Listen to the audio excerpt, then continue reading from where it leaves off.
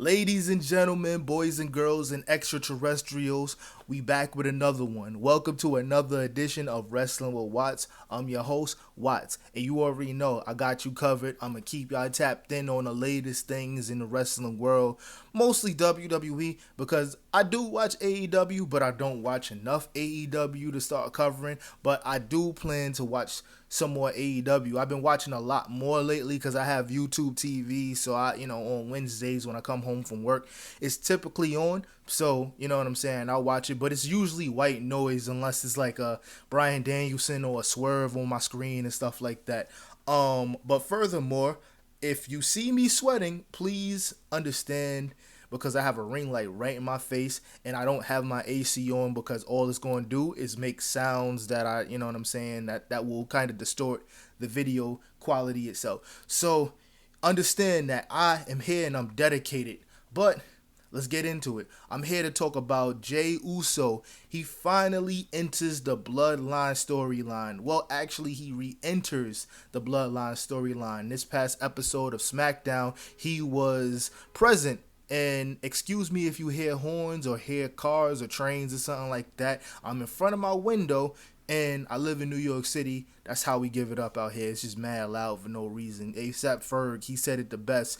I have to record because New Yorkers don't know how to be quiet. Anyway, Jey Uso finally enters the Bloodline fray again. And it's all shaping up to be a really, really, really good Survivor Series. And it's going to be a War Games match. And we already know how that goes.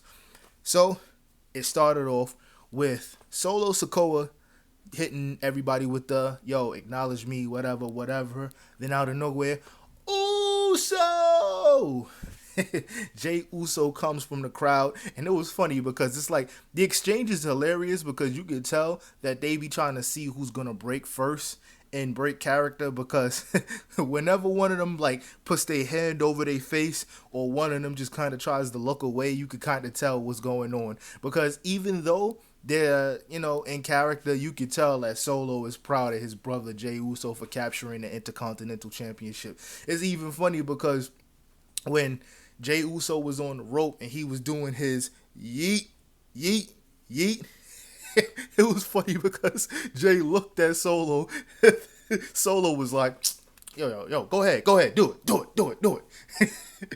That was funny. I'm not gonna lie, I really like the dynamic. It's really hard to not feel like this is the best storyline going on in wrestling all together. Like as a whole, this is definitely the best storyline. Like it has everything, This was perfectly crafted by Paul Heyman, Roman Reigns, and the rest of the Samoan dynasty that is in the WWE right now. But it was funny because it got real in depth as to why the Usos and Roman Reigns are not really fans of the Tongas being a part of the Bloodline along with Jacob Fatu. It kind of sound like because Jey Uso said, that there's a reason why our family stayed away from them. It kind of just sounds like they were the troublemakers of the family that got into that was always into something, the crazy ones, the ones that you can't really take nowhere. You know what I'm saying? Everybody has those people in their family, the people that you literally just can't take nowhere because all they're gonna do is run amok and just make you embarrassed. You know what I'm saying? So apparently that's where they're going with at the origin as to why they was all like, yo, why Solo bringing them into the fray? You know what I'm saying? Because originally what happened was Jey Uso was actually confused when he brought the Tama Tonga into the Bloodline, and then after he brought Tama Tonga, he brought Tagaloa, and then after Tagaloa, we got Jacob Fatu. You know what I'm saying? So that was kind of like what wrote the ending of the OG Bloodline in the first place because after that happened, after Tama Tonga came, that was when they turned on Jimmy Uso, and then, you know what I'm saying, they put him on the shelf, And then, after that, we see, for the first time since the SmackDown after SummerSlam, we see the original Bloodline members all in the same segment at the same time. We see Roman Reigns coming into the arena with Jimmy Uso, listening to an unreleased Travis Scott song. That sound pretty dope. It sound hard. It sound like it would have something to do with Roman Reigns and his character. And you know what's funny? The train want to go back and forth a lot right now, but when I'm waiting for the train be nowhere to be found. But it is what it is. That's just typical New York train transit system for those who are not from here. And it is, that's why I'm not gonna lie, I'll be hopping the turnstile. I'm sorry, because I'm not gonna pay $3 just to be late for wherever I gotta go. Because any New Yorker would tell you it's hell driving in New York. You know what I'm saying? But that's further, that's kind of far from what we're trying to get at right now. It was cool about the Bloodline linking up for the first time. It was kind of like an in passing thing because Jey Uso walks up to Roman Reigns and Jimmy Uso, and then as soon as Jimmy like acknowledged Jey, and then they said kind of like what's up to each other, for lack of a better term, he looked at Roman and gave him like the cold shoulder, and then Roman stopped him and said, "Yo, I'm proud of you."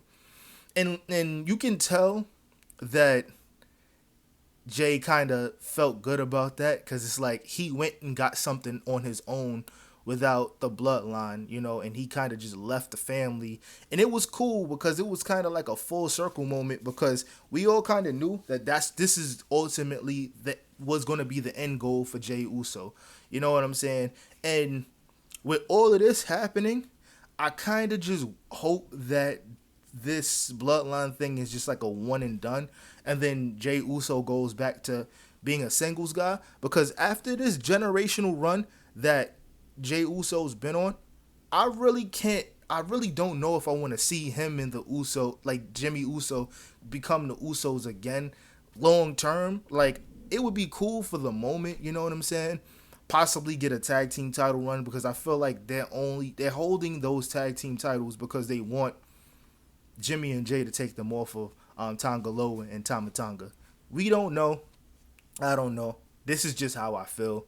But with everything going on, Jey being the most over superstar in WWE right now, that's not not named Roman Reigns, or John Cena. I kinda want to see them. This is crazy. He's more over than Cody Rhodes right now. So it's like I kind of want to see them. You know what I'm saying? Do this long term. Like, possibly even get a world heavyweight championship run out of Jey Uso. Who knows? But it's crazy. The options is limitless, because he's a top merch seller. He's getting the biggest reactions of anybody in the WWE currently. Even, excuse me, even him linking up with Solo Sikoa and looking at Jacob Fatu and saying, "Yo, if you keep looking at me like that, I'm gonna knock your ass out." Like, even that, like the crowd going crazy for that. It's impeccable. I'm just so excited about where they're going with this storyline, but you could just tell that the energy in the arena for Survivor Series is going to be generational. Oh my God, I'm looking forward to it. But that's just like a little quick update of what happened, because I did make a prediction video of how Jey Uso will re-enter the bloodline and stuff like that.